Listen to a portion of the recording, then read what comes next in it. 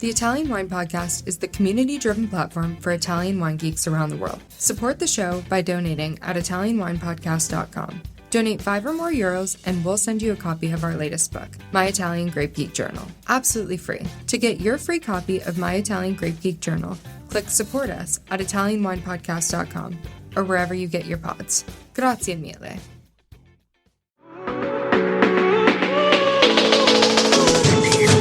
Benvenuti! Welcome to the next generation with me, your host, Giulia Stocchetti. Join me as I take you on a journey to discover young stars of the Italian food and wine world. Pronti? Andiamo! Hello, buongiorno a tutti, and welcome to the next generation with me, Giulia Stocchetti. So, today I'm taking you to a special place in the Veneto region, in the west part of the city of love, Verona, where the vineyards dominate the landscape. Beautiful indigenous black grape varieties thrive everywhere on these hills. Wow, that's amazing. I'm talking about Corvina, Corvinone, Rondinella, Molinara, Oseleta. So, guess where we are? We are in the stunning Valpolicella. Precisely, we are at Casa Sartori 1898, based in Negrar. So, Negrar is, along with Marano di Valpolicella, Fumane, Sant'Ambrogio di Valpolicella, and San Pietro in Cariano, part of the most historic area of the appellation. In this beautiful context and place, we don't have only outstanding wines, red wines, but we also have something delicious to eat to pair with those wines. I'm talking about polenta with the Monte Veronese cheese and soppressa, is a special kind of cold cut we have here. Then we get to have polenta e osei, so basically polenta with birds, and risotto alla marrone. We get lesso con la peara. Lesso is basically boiled meat, and peara is a typical sauce made of bread, black pepper, and miola. And miola is the bone marrow, basically. The dessert here, the typical one, one of the typical one, are pisotta all'olio. That is made with flour, milk, extra virgin olive oil, still from the area, and sugar. But today, Pietro, my guest, is going to talk about a special dish from his nonna, that is sugoi. So, that said, let me introduce to you my partner in crime today, that is Pietro Sartori. Well, let me tell you something more about this cool and let me say handsome guy. He was born in 1993 and he is the 5th generation of Sartori's family. After a degree in mechanical engineer at Politecnico di Milano, he worked in the wine business for 5 years before starting his journey at Casa Sartori 1898, where he is now in the role of industrial controller. Oh, what a role. Congrats, man. Casa Sartori 1898 was founded in 1898 by Pietro Sartori, who was the owner of a tavern in Verona city, and became a wine company only with Regolo, Pietro's son, who started selling wine from north to south Italy. Then Pierumberto and Franco, the 3rd generation, brought Sartori's wine all over the world, while the 4th generation, led by Luca and Andrea, continued the path of growth of the company. Oh wow, what history we have here. So, and wow, use a tavern. Pietro, I have so many questions for you today. So, first of all, welcome. Thank you. I'm really honored to be here. Oh, thank you so much. So, tell me something about you. I mean, who are you? How old are you? So, as you said almost everything. I have nothing to add. So, my name is Pietro Sartori, and 5th generation of this family, who has worked with wines since 1898. And sad story, this year I've stepped into the 30s era, so I'm becoming a little bit old. No, come on. We're still young flowers.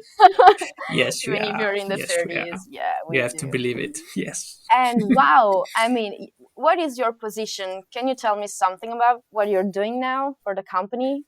Yeah, so actually, I work as an industrial controller, as you said, for Casa Sartori 1898.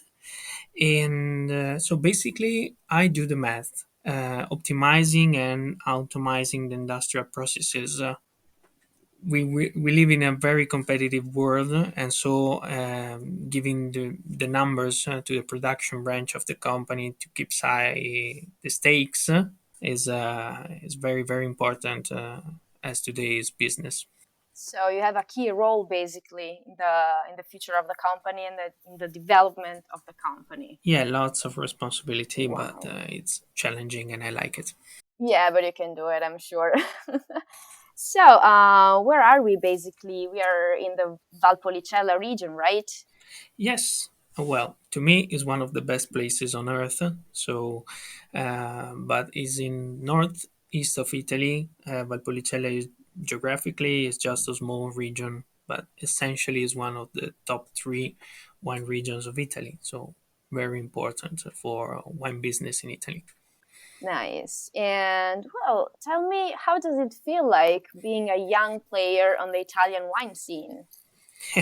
It's challenging. It's challenging because today the wine business is changing. Everything is becoming faster, more competitive, and continuously striving for excellence and innovation. It's surely a more complicated world than the one of the past generations, of my past four generations, I should say. But the opportunities are bigger, and networking with people all over the world is easier. So as this podcast is an example. So there are some positive things basically in the Of present course, times. pros and cons of every you know Yeah, time of in course. history. So, talking about young generations and young people, basically like you, working in the Valpolicella, I've heard about this youth committee of the Valpolicella Consortium. Yes. So, how come that you became part of it, and what is it, and what are the goals that you guys have? So after my degree, I worked, as you said before, for 5 years in wine and beverage in general business, but not as a producer, but from other perspectives. Then 2 years ago, my adventure at Casa Sartori began, and after a few months, I received a call from a friend of mine who has a winery himself. And of course, he's part of the committee. And he asked me if I was interested in this project. I immediately joined the party because the goal of this group of young producers is trying to achieve is what Valpolicella absolutely needs the most, and is networking. And of course, other than this, we want to rejuvenate our products, communicate history and traditions of Valpolicella to make them relatable, and known all over the world and through the new generations. But networking is the primary goal to achieve. So nice. Wow, it sounds amazing, this thing you're doing, because it's really important to involve also the young generation of consumers. Otherwise, we're never going to sell all the wines we are making, all the outstanding wine, I mean, you are making. Sure. So, what's the vibe? I mean, what's the philosophy of your group? We are trying, the vibe is amazing. There's a great bond between us, and that goes beyond the committee's work, and in some cases, we share a true friendship. And the philosophy, as I said, is networking, and try to help each other out in this business. And it's something completely new for Valpolicella, which in the past 50 years has always been very parochial and with a lot of rivalry between the producers. So we are facing some challenges, but in the end, I'm confident that the quality of the project will convince most people. That's beautiful. I mean, young people, young wine producers that are promoting the whole Valpolicella area together. to break new markets and to bring the name Valpolicella all over the world. And Yes. I love the fact that you are together. You're Yes. on the same page, you share the same values, you want to basically keep on with the tradition, but with some innovation and this amazing new spirit of team. Yeah, as I said before, this is the main goal for the committee because we've already seen what the power of networking and unity can do. Lots of wine region in France and Portugal and in the US are already a testimony of this. The difference is that we have a really long story and tradition to recover, and the more we study our origins, the more we learn that when Valpolicella was only a poor and agricultural region, everybody lent a hand to each other to defeat famines and poverty. So we want just to recover that naive spirit of collaboration and just mixing it with modern awareness. Nice. I'm sure we will feel it in the final wines we will drink, right? Yeah, Made with yeah, this brand new spirit. And but that's cool. That's interesting that you took inspiration also from abroad. I mean, you just basically sat down and met each other and together starting to do some research to see we can take inspiration from here and from there. I mean, what inspired you most? well, it's we are inspired from other regions all over the world, and we are not just sitting and studying from the long distance, but we are trying to travel to these regions to touch with our hands how they work. But of course, what inspires us the most is it's our past, because the rivalry that Valpolicella has always had is not healthy for the producers, and to let our products be known all over the world. So this is what we want to defeat the most. So, how do you see the Valpolicella appellation in the future? What do you expect? I expect that if this new generation will be able to create a network to simplify the offer and to raise the customers' awareness of the work we do, Valpolicella is surely destined to become one of the most attractive wine regions of the world. The excellence of the product is the products in general is already a fact. The new challenge is to make the system excellent as well, and that's what we're trying to do. It's really important for you to promote the Valpolicella, right? Yeah. All over the world and abroad and with tastings, with events. But are you also developing the hospitality sector? I mean, is also something you'd like to do, or you're most focused on just events and promotions? No, we are trying as different producers. We are trying to open to hospitality and events. Of course, everybody based on what he can do. Of course, with his company, his winery and whatever. But there's really a lot to do because we have to collaborate with our local administrators to create a structure that is okay and is helpful for everybody that comes from abroad. So it will be a long journey, but we are that's the direction we're taking. Well, you are young, so you have time to develop all your projects and to see all your dreams for Valpolicella come true, I guess. So Yeah.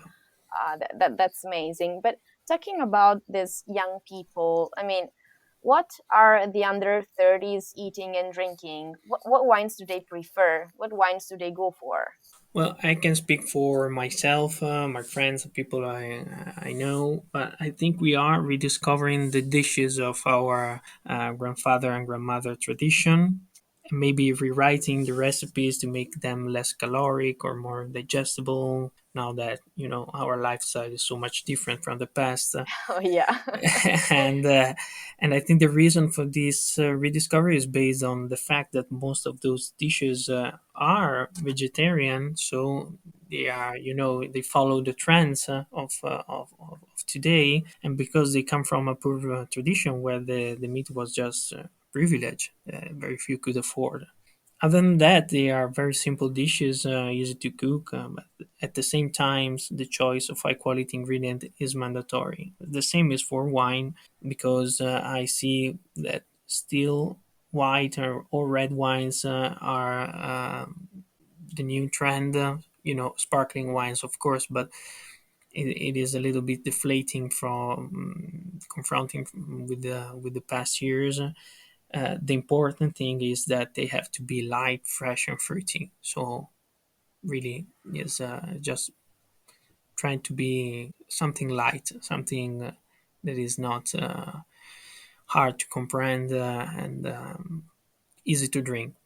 Nice. So something enjoyable. Yeah, enjoyable. Talking about like the cooking and the food and the cuisine, I know that you can actually cook, Yes, right? yeah. I'm very lazy in the kitchen, so I cook very simple dishes. Very simple dishes. Simplicity is always the best. Yes, it is. It is. Yeah, I one of the dishes I always cook as a tradition for myself in September, October, are sugoli. Sugoli. Uh, Oh wow. yeah, What is here that? it's a dish from our Veneto tradition, Verona tradition, and of course my nonna's tradition, because Oh, this is to me is it's a way to maintain a contact with my past and my and my and my place. So essentially, they are a reduction of grape must with flour and a little bit of vanilla that is optional. Nothing more. They just this, and it becomes like a pudding. I don't mm. know how to explain it. You have to You try don't have to. to explain it. We come to visit Casa Sartori and we make sugoli with you, Pietro. Come on, let's Yes, organize some cooking yes, classes. I yes, can't wait yes, for that. I yes. must We come can to do it. visit and do it. Come on. We can do it for So sure. it's something pretty, I mean, sounds easy to do, but I guess you need some experience to make it delicious, right? Yeah, it's easy and fast to do it, and then again, very simple dishes made with what they had at the time. Very easy to cook, a little bit caloric, I have to say, but It's perfect for the season. It's getting yeah, cold. It's yeah, fine to yeah. get some calories. It's once a year. We can do it. Oh my god, it comes to my mind like a Japanese word when you talk about sugoli, because I know that sugoi in Japanese means like amazing, awesome. So I guess your sugoli must be sugoi. So I really have to try those, really. Really, I didn't know that, but it's exactly what I exclaim when I eat them. So Nice. So, perfect. like, when you meet your Japanese colleagues, wine importers, I don't Yeah, know, let's say sugoi, and you'll be like, oh, wow, you speak Japanese. Like, yeah, thanks to my nonna sugoli. yeah, I will do. I will surely Magic. do. So, and what, I mean, how do you eat this kind of pudding, this sugoli, and what wine would you pair with that? Well, how do you eat simple with a spoon? It's a dessert, of course, and to balance the sugariness of this dish, I would pair a dry and fruity Valpolicella Superiore. Yeah, I think Mm. that it's a good choice. It's, of course, our one of our top red wines here in Valpolicella. My mouth is watering, really. You made me hungry, Pietro. Damn. I must come to visit Casa Sartori, ask for you, and make sugoli and pair with Valpolicella Superiore. You have to. How many kind of Valpolicella do you make actually? Because you make as Casa Sartori all the range of Valpolicella, I Yeah, guess. yeah. Soave white wine and Prosecco too, right? Yeah, we make all the designation of Veneto and Verona, so Oh also wow. Lugana and of course also Ave. And speaking about Valpolicella, we have let me do the math. Valpolicella, Valpolicella Superiore, Valpolicella Ripasso, Amarone, Amarone Riserva. So there are 5 of them. Okay, so you made me hungry and now you're making me thirsty. It's not fair. Okay. we can do something about it. Okay, I'd love to, really. When I'm in the area, let's catch up and let's do something together. Well, so thank you so much for sharing all these beautiful things about your wines and your nonna Sugoli. Well, hopefully we will all come to see you at Casa Sartori and taste your amazing wines and enjoy the Valpolicella with you and your family. Yeah, I'm longing for you to come and visit, of course. Grazie Pietro, thank you so much. Grazie a te, Giulia. Ciao. Ciao. Aspetta Pietro, non scappare perché adesso abbiamo 5 things in 5 minutes. Non scappo, sono qua. Ok, benissimo. Via con 5 cose in 5 minuti.